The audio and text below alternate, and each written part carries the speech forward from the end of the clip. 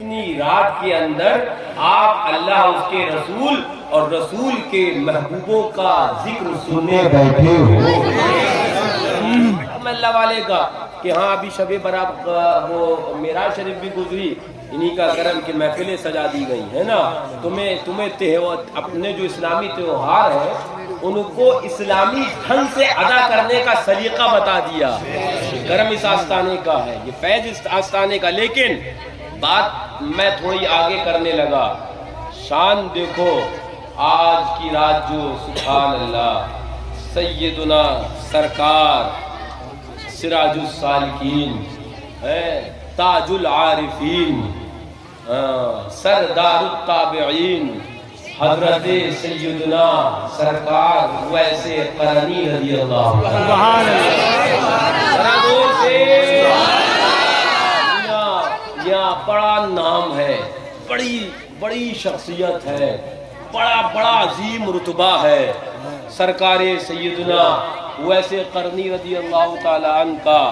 ہاں میں ابھی حدیث پاک پڑھ رہا تھا تو میں نے جو مسلم شریف اٹھا کے دیکھی تو امام مسلم نے ایک مکمل باب ہی حضرت ویسے قرنی کے مناقب پہ باندھا ہے۔ بے شک امام مسلم نے ایک باب باندھا حضرت ویسے قرنی رضی اللہ تعالیٰ عنہ کے مناقب کے اوپر، ایک پورا باب باندھا حضرت امام مسلم نے۔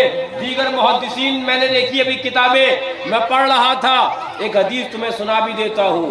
حضرت سیدنا سرکار عمر ابن خطاب یعنی کہ فاروق اعظم رضی اللہ تعالیٰ عنہ سے مروی ہے، عن عمر رضی اللہ تعالیٰ عنہ قال سمعت رسول اللہ صلی اللہ علیہ وسلم ان خیر التابعین رجل، ذرا زور سے بولو سبحان اللہ، حضرت فاروق اعظم فرماتے ہیں میں نے آقا سے سنا کہ تابعین میں ایک شخص وہ ہے جو خیر التابعین ہے، تابعین میں سب سے بہتر ہے، تابعین میں سب سے بہتر ہے۔ توجہ ہمیں لقب یہ دے، ہمیں لقب وہ دے اور علماء کو لقب یہ دے وہ دے۔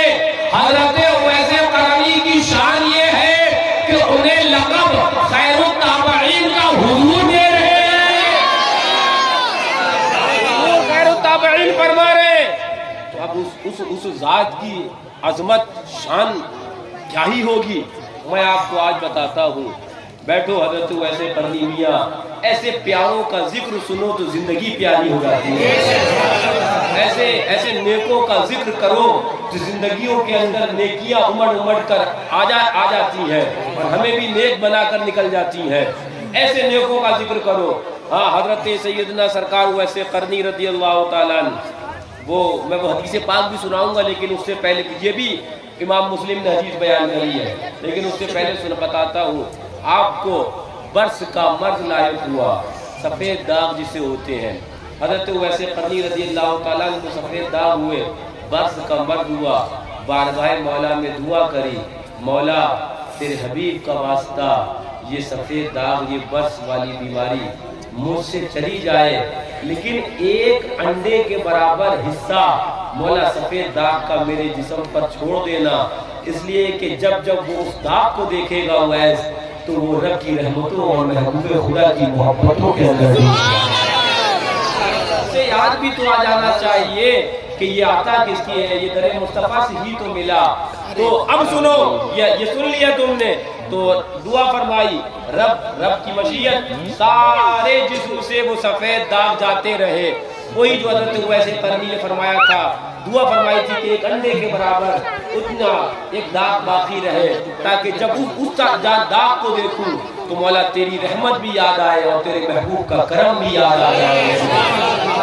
وہ ایک داغ بچا رہ گیا۔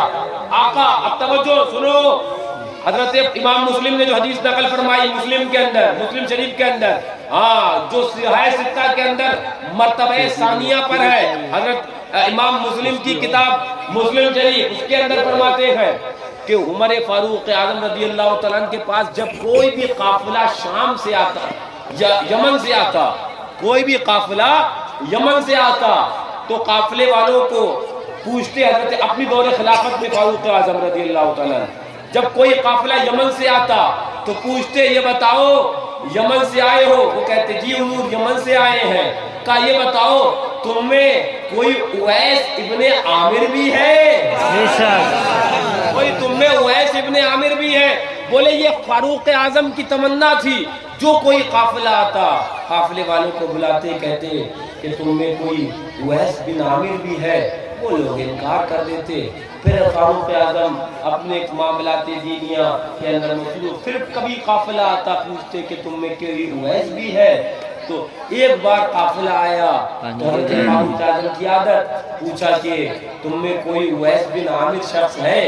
تو ایک سر جھکایا ہوا، کپڑے پھٹے ہوئے، عجیب دیوانہ تھا لیکن عجیب چہرے سے نور برس رہا، ایک عجیب دیوانہ پیچھے کھڑا تھا، سر جھکائے، چاہتا تو نہ تھا کہ اظہار ہو جائے، لیکن امیر المومنین فاروق اعظم نے جب آواز دی، اور چونکہ وہ تم امیر المومنین تھے کہ تم میں کوئی اویس بن عامر شخص ہے، تو سر جھکائے ہوئے دو لوگ تین لوگوں کو ہٹاتے ہوئے ایک شخص دیوانے آگے آئے سر جھکائے ہوئے، بولے حضور مجھے کو اویس بن عامر کہا، حضور مجھے اویس بن عامر کہتے ہیں۔ فاروق اعظم نے اب وہ نشانیاں پوچھنا شروع کر دیں جو فاروق اعظم کو ان کے آقا حضور نے بتائی تھی۔ فاروق اعظم نے پوچھا اچھا تم اویس بن عامر ہو؟ اب الفاظ سنو حدیث کے، من قرن ومن مراد، کیا تم قرن سے ہو، یمن کے قرن سے ہو اور قبیلہ مراد کے ہو؟ تو پھر سر جھکایا، چاہتا تو نہیں ہوں حضور بتانا، پوچھتے ہیں ہاں تو قرن کے قبیلے مراد ہی سے ہوں۔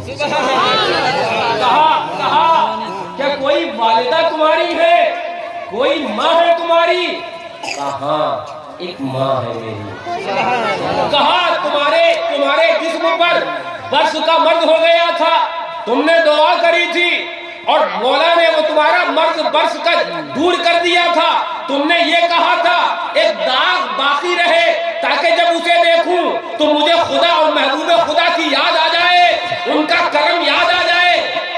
کہا ہاں حضور وہ ایسے ہی معاملہ ہے، رات جب کھول رہے تو یہ بھی کھولی دیجئے۔ کہا ہاں تو وہ داغ ذرا دکھاؤ۔ فاروق اعظم کہتے ہیں آگے بڑے، وہ داغ دکھایا۔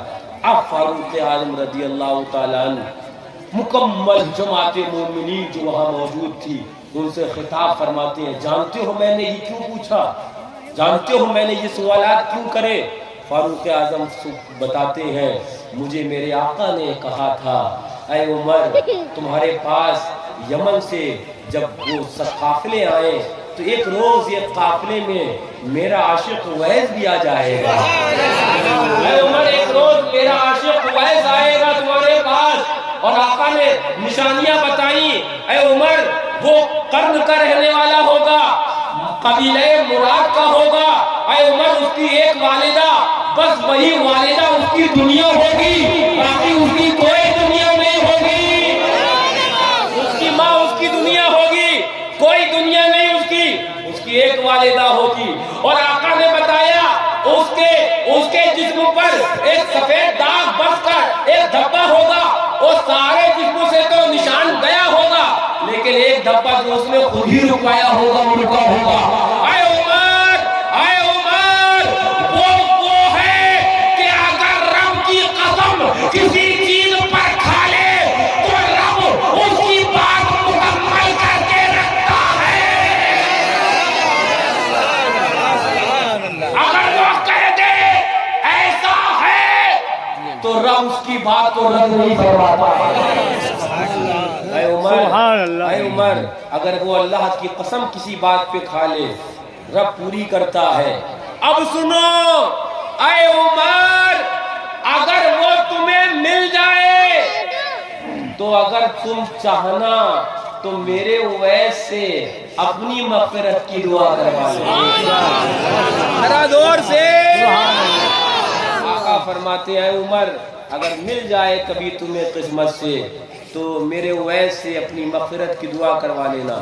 میں نے جب یہ حدیث پاک پڑھی اور یہ فاروق اعظم کا قول پڑھا تو میں پھر سوچنے لگا، اور میں آپ کو بتاؤں میں کیا سوچنے لگا، فاروق اعظم رضی اللہ تعالیٰ کون ہے؟ یہ وہ ہیں جن کو خود آقا دنیا ہی میں جنت کی بشارت دے بے شک حدیث پاک میں آیا عمر فی الجنہ، ہے نا، عمر جنتی ہیں، دنیا ہی میں جنت کی بشارت آقا دے گئے دنیا ہی میں۔ پھر بھی آقا کہتے ہیں عمر اگر ہو سکے تو میرے اویس سے تم مغفرت کی دعا کروا دو۔ وہ شان ویسے کرنے کی، لیکن دو عقیدے میں یہاں دینے لگا۔ پہلا عقیدہ تو یہ کہ فاروق آقا کے ظاہری حیات کے بعد حضرت صدیق اکبر رضی اللہ تعالی عنہ کا زمانہ آیا، اور ان کے بعد حضرت فاروق اعظم کا زمانہ آیا۔ آقا نے بہت پہلے بتایا تھا اے عمر تمہارے زمانے میں وہ جو یمن سے قافلہ آئے گا اس میں میرا اویس ہوگا، یہ نشانیاں ہوں گی۔ میں نے کہا وہابی مرا کرے چلا کرے، ارے فاروق اعظم بتا رہے ہیں میرے آقا کا علم غیب کیا ہے۔ بے شک سبحان اللہ۔ اور علم غیب کسے کہتے ہیں؟ لیکن نادان تو سمجھے ہی نہیں۔ ہاں وہ نہیں سمجھا، وہ نہیں سمجھے، سمجھ میں آئے گا جس کے دل کالے اور سیاہ ہو چکے ان وہابیوں کے کیے۔ علم غیب آقا کب بتا رہے ہیں؟ عمر آئے گا وہ۔ توجہ، میں اس واقعے کی جانب لوٹنے لگا۔ ہاں فاروق اعظم رضی اللہ تعالیٰ عنہ بیان فرماتے ہیں کہ اویس ہمارے لیے کیا سما رہا ہوگا، وقت کا ہے نا لاکھوں مربع میل کا حاکم، جس کے نام سے آقا فرمائے عمر جس راستے سے چلا جائے شیطان وہ راستہ چھوڑ دیا کرتا ہے۔